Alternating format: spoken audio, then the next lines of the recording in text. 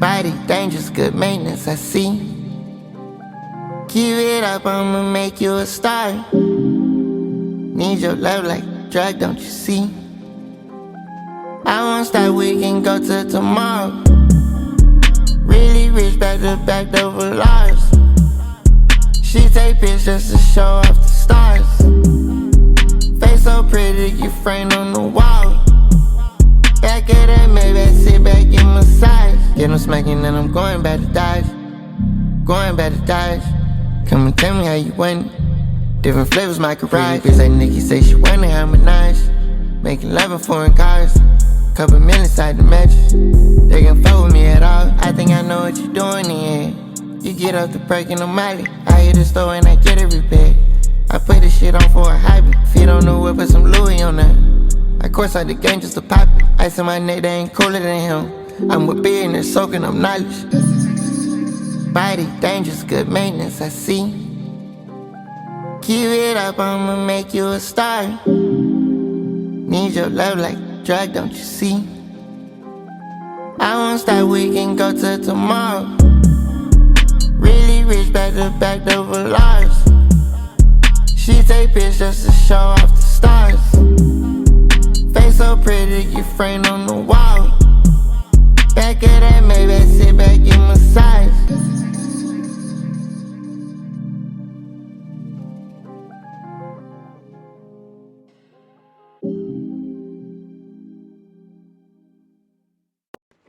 Season 5 feels different. And I'm not even gonna lie, I'm excited about everything, but I've also been nervous. And I had to sit with that because I'm like, girl, you've been doing this, so why are you nervous?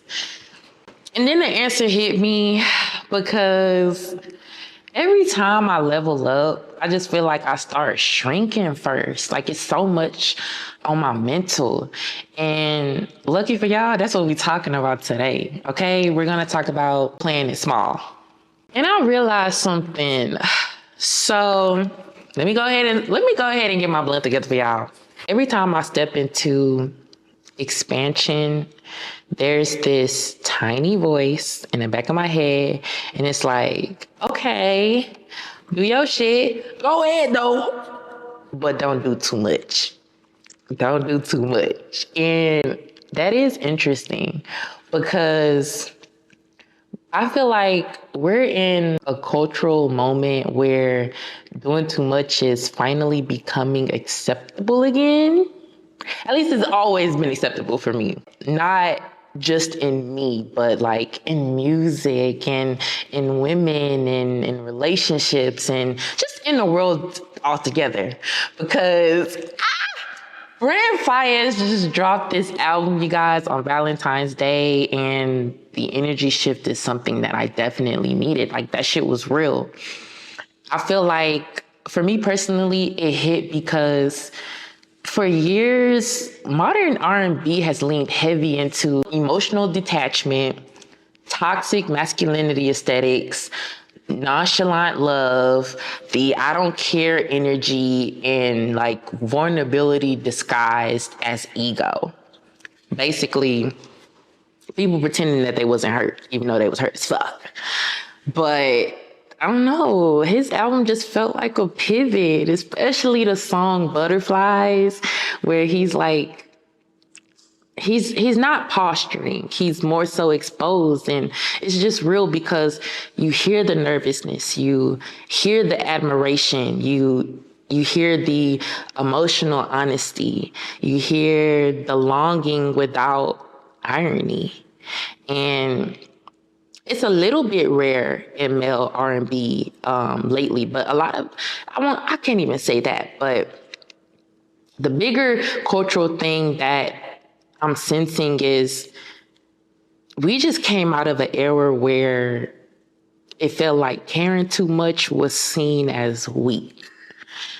And the rules are like, don't double text, don't show excitement, don't express your feelings first, act unbothered, and having romantic interest somehow equates to you being desperate or desperation.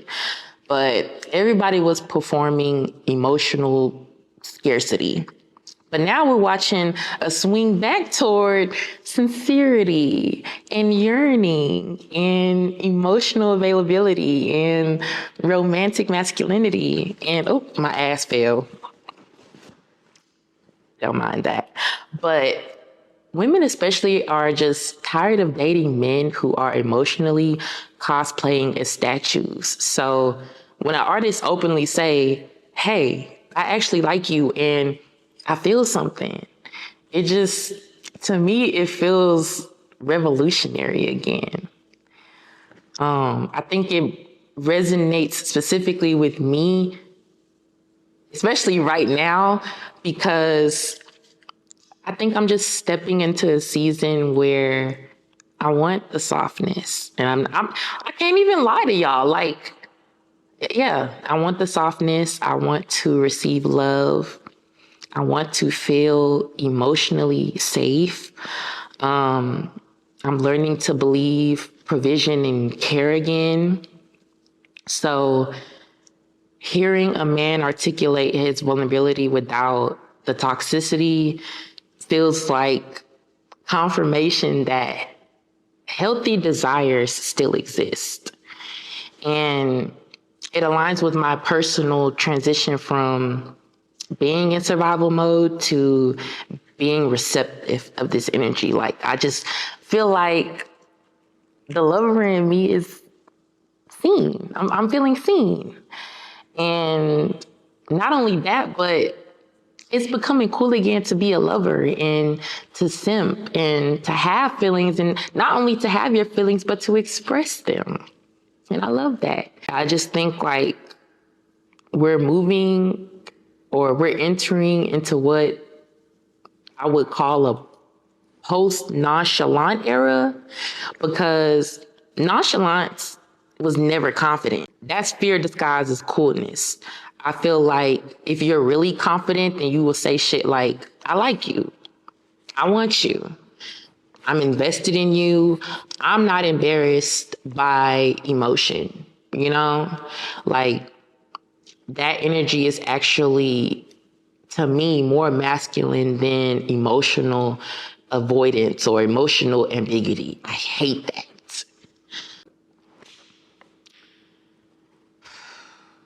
Yeah, right now, this is like return. This is like return of the lovers, okay? Return of the lover era. Only I hope that it's not an era and that this is something that we can comfortably settle down in, you know? Like, let's talk about how attractive vulnerability is, and let's get comfortable in that, and just finally leaving the toxic love culture alone, you know? Honestly, and I don't know if this is just for me, but romance is starting to feel aspirational again. For a long time, women have been being told, stop being soft, be independent. And now the men are slowly being told, stop being hard, be emotionally present. That's what we need. And I think that the middle ground that's where true intimacy lives. Like, and I think that's why this album feels so healing instead of chaotic, like his albums usually are. But yeah, and you know what? This, in the spirit of this episode being about like suppressing, or not even suppressing, but like just making yourself small. Outside of that, I do want to talk about like the women who inspire me, because I feel like we are conditioned to shrink before somebody even forces us to. And that conditioning doesn't just live out there, it lives in us. For example, Mariah the Scientist. Me personally, I love her down, and like The lover in me sees her. I see the lover in her, and I understand. And you know, love can make you do some crazy things. Love can make you blind. Love can make you ignore like red flags, pink flags, blue flags, all of the flags. Because you see that person and it's just like, you know what, despite all of this, I still want to be with you. So hell, maybe they're not even ignoring it. Maybe they really just don't care.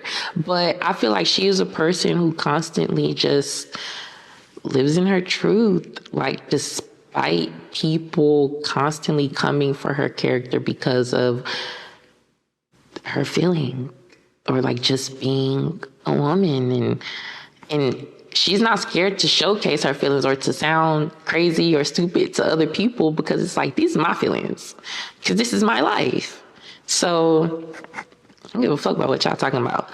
But her, and then even Cardi B, like, they are perfect examples of people who tend to like just mind their business and like be in their own world, but somehow that's still a problem.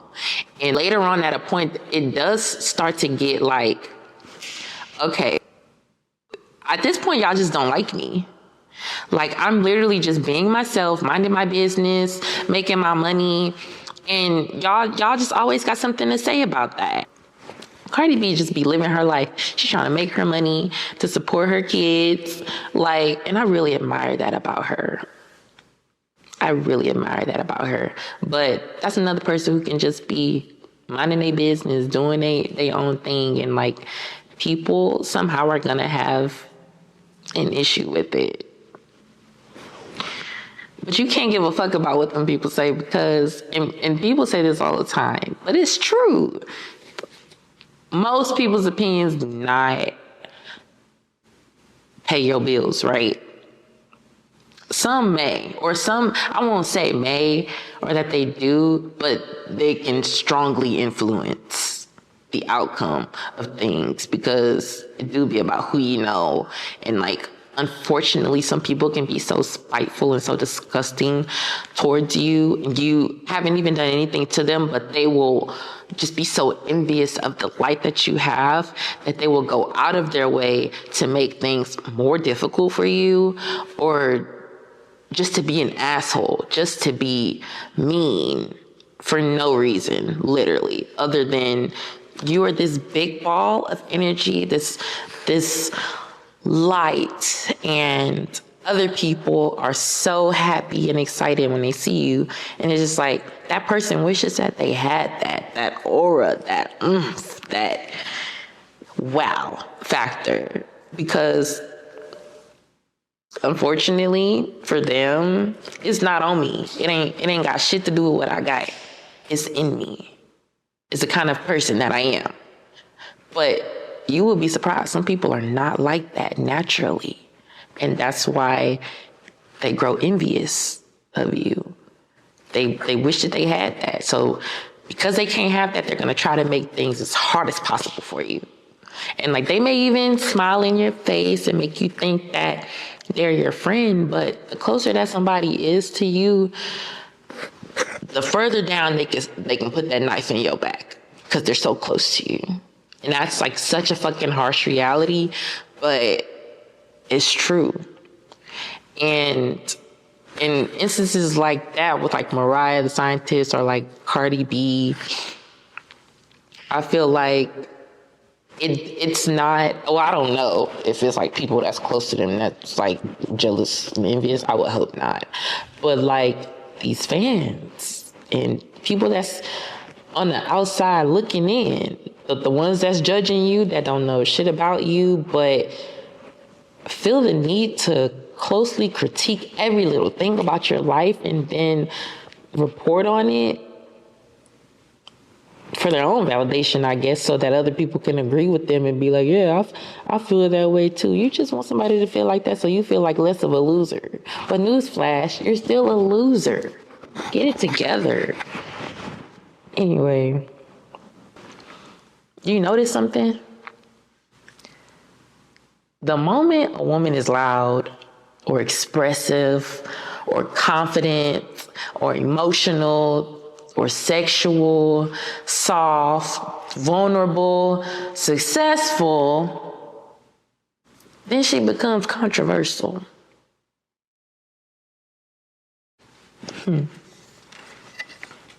Why is that? And then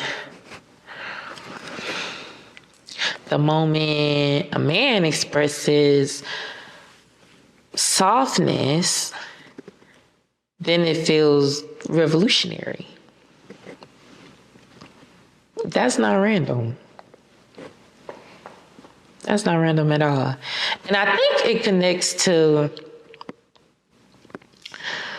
why so many of us, especially women, still play it small. And every time I see a woman be bold, and the world just immediately tries to humble her. But let's get into the episode topic. Playing small isn't about capability. It's about safety. And it's when you're diluting your intelligence so that you don't intimidate. And that's when you undercharge so that you don't seem like you're being greedy. It's when you laugh at things that's not funny so that you don't seem difficult. Playing it small isn't always about hiding your intelligence. Sometimes it's hiding your softness. I'm talking to my men. Sometimes it's hiding your desire, everybody. And sometimes it's pretending that you don't care. For years, I think emotional detachment was cool. Not to double text, not to express your feelings first, to act unbothered, to act busy, to act like you're above it all. Everybody was just emotionally cosplaying as statues. And then Brent dropped this album. He drops an album where he's not posturing. He sounds like he's nervous. He sounds like he's actually loving his time with whoever this is that he's gotten to know. And I think women are just tired of dating men emotionally cosplaying. I don't want to play small in love anymore. And I don't want to pretend that I don't want provision. I don't want to pretend that I don't want emotional safety. And I don't want to pretend that I don't want to be chosen. Because you should, especially by your person. When you constantly minimize yourself, you start to build resentment. And you get anxiety from self-editing. You get imposter syndrome from dimming. And you get confused because you're not living fully expressed. And then you look up and you wonder why you feel unseen. It's because you hid. And not maliciously, but to protect yourself. And I think that's why I really love that album, because what Brent album represent is not just the vulnerability, but it's the masculine permission. The permission to say, hey, I like you. And I feel something. And I'm nervous. And I care. When men are allowed to feel, women are allowed to receive. That's the kind of energy I want. That's luxury energy, okay? Emotional honesty is the luxury now. Not the toxicity, not the games, not the emotional scarcity. No. Just gonna sit here and we gonna feel these feelings and we gonna get through them. See, I can give y'all another example. You ever notice how sometimes when you really like somebody, you suddenly don't know shit no more? Like, you let them explain things that you already understand, you act less opinionated. Yeah, I know what I mean by this. Or less sharp. Yeah. Or let's say in business, you could have caught yourself almost downplaying black girl overthinking in certain rooms, saying, oh, it's just a little podcast. It's not, bitch. Newsflash. I'm a very big deal. Or sometimes you could shrink your wins around the people who haven't moved yet, if they your friends. Yeah.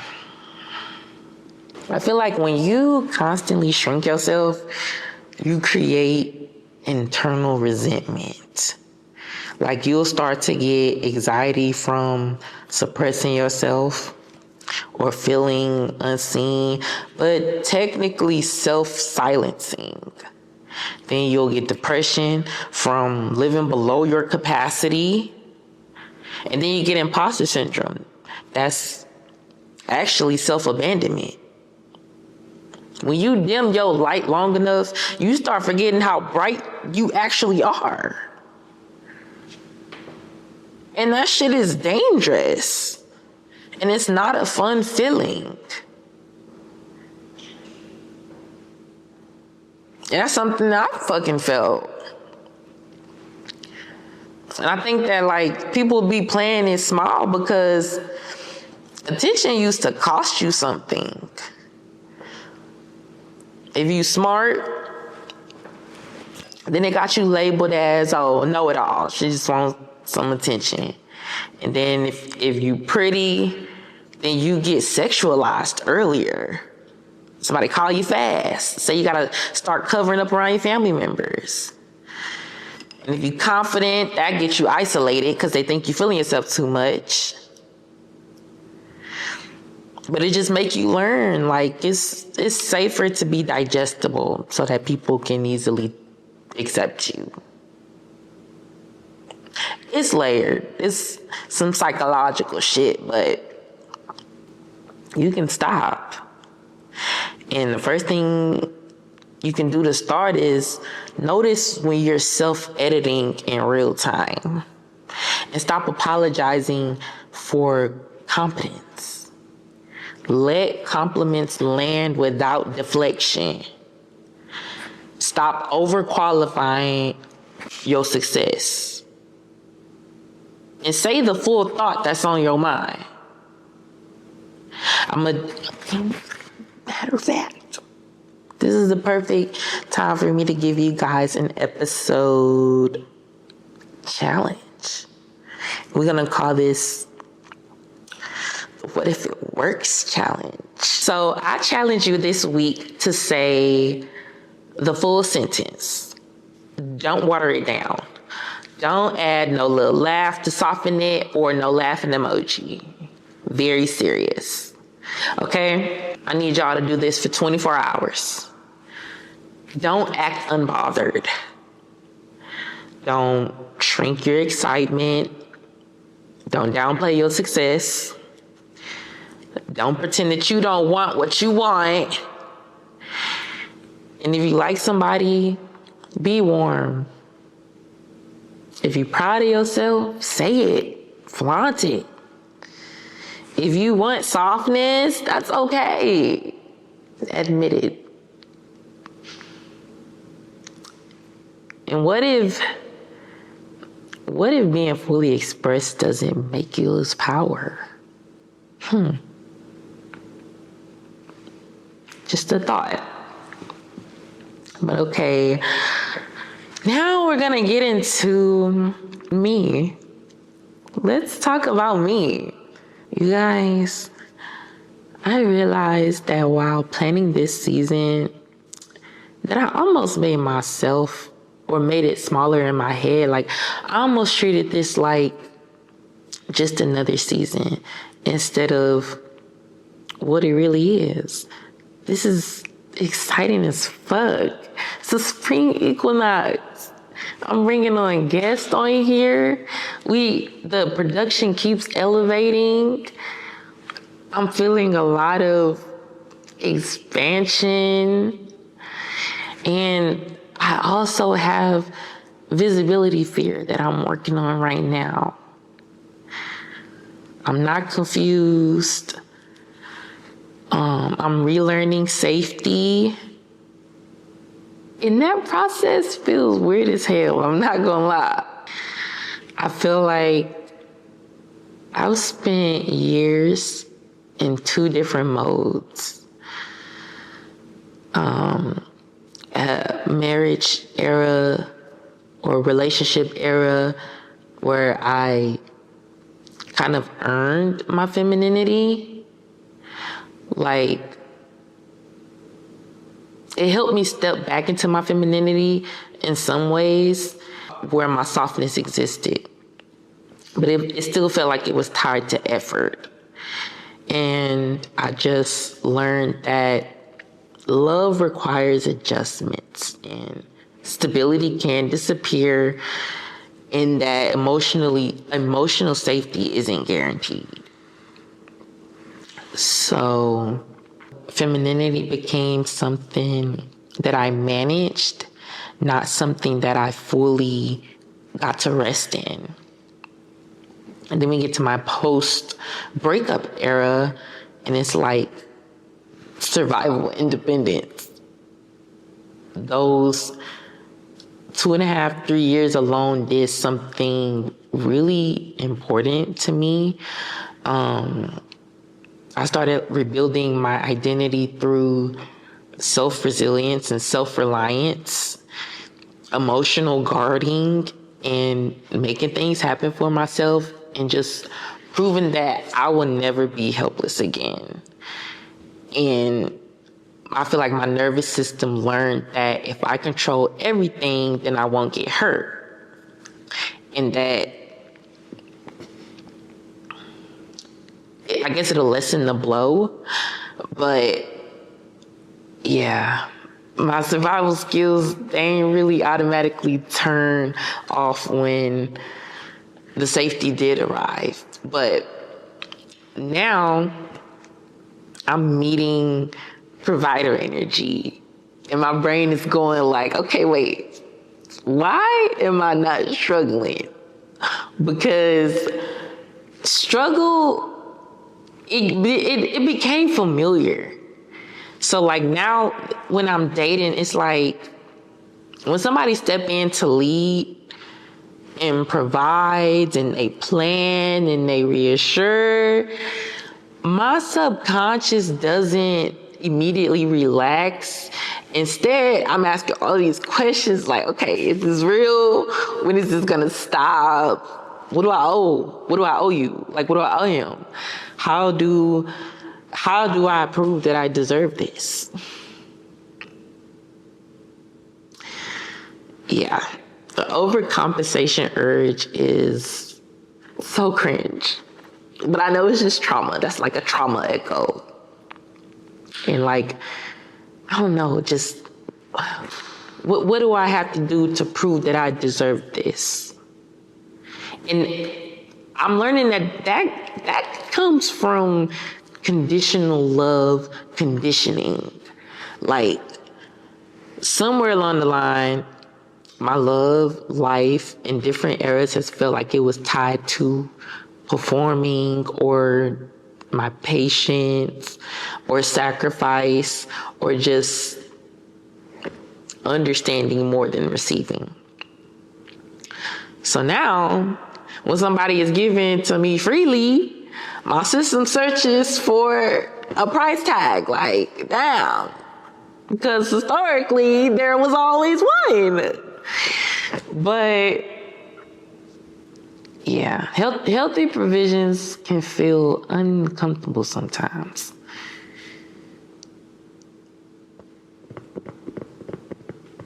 And that's something I'm actively coming to terms with, slowly but surely.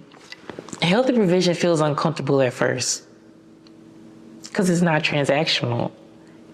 And I just feel like my brain doesn't have a script for that yet. It's ironic. It's ironic because independent women don't struggle to attract providers at all. Like, this is the story of my life. We do not struggle to attract providers. We struggle to stop auditioning once they arrive. And I don't know why.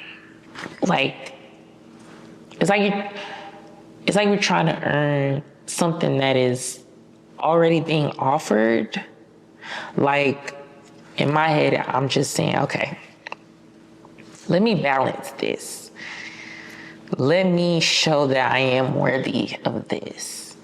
Let me not be too comfortable.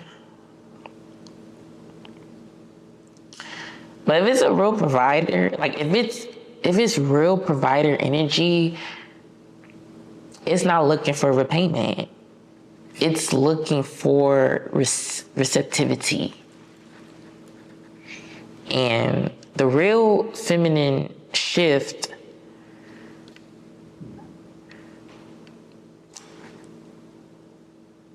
you can still be soft, but softness is not doing less or acting like you helpless or losing your ambition.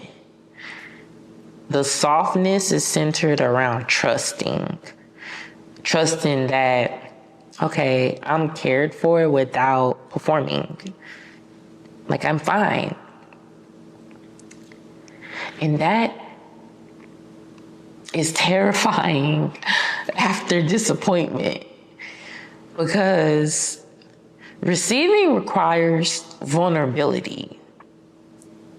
Like, you can't control outcomes when you're being held. And it's hard to believe men when they tell me who they are versus like who I'm seeing them to be. I have gotten a habit of like, and this may come from just being an independent woman so long, but just watching patterns, not promises. I could care less about what you say. I want to see you be about it. So now I'm just waiting for consistency long enough for my nervous system to update its definition of safety, basically. Trust is not a decision. It's accumulated over time. Like, you will see the evidence of it over time. And I think what I'm feeling right now is like, I'm not resisting it. I'm resisting the loss of hyper-independence identity, kind of. Because if somebody truly takes care of me, then I no longer need the armor that protected me for all of these years, especially when I needed it crucially after my breakup. And part of me is like, this saved my life. I need this armor. So I just kind of like keep one hand on it. Yeah, I'd rather be safe than sorry.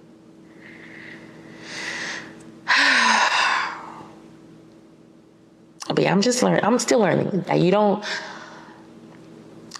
I don't have to prove that I deserve provision. I practice receiving it without shrinking or over giving. And my only job right now is to be the beautiful woman I am, to stay observant, to stay grounded, to stay myself, focus on the things that matter to me, and to allow consistency to build trust naturally with somebody. And not to repay them, not to perform, not to overfunction, and just like to be and to experience and like to just stay present, really. Because I'm trying to like really sit with the idea that a healthy provider does not feel burdened by caring for me. He will feel purposeful.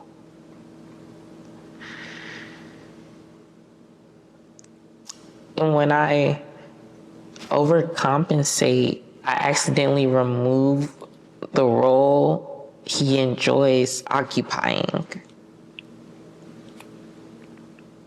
And letting somebody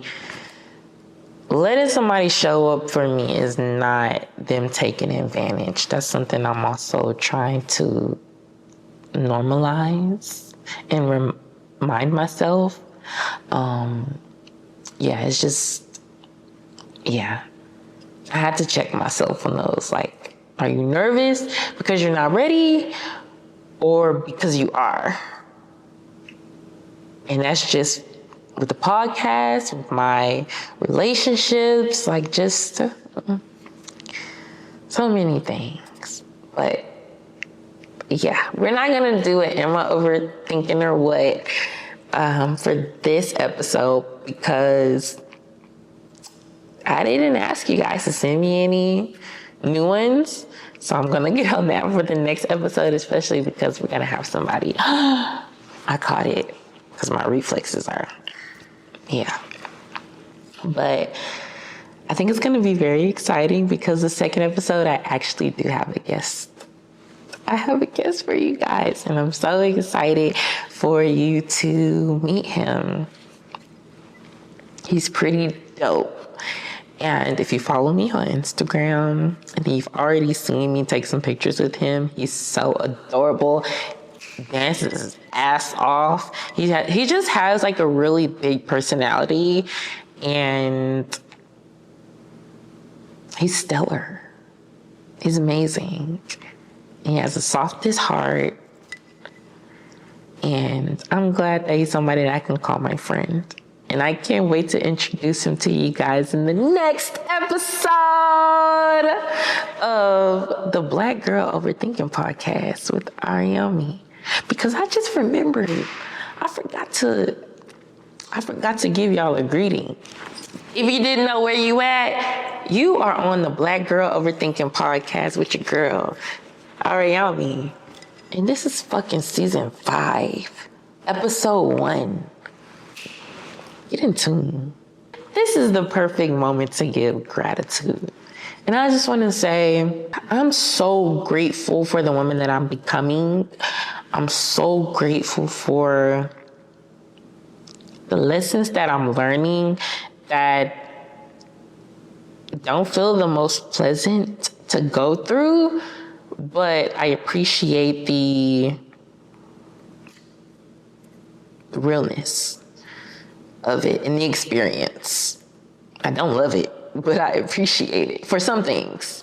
Because some things like, wow.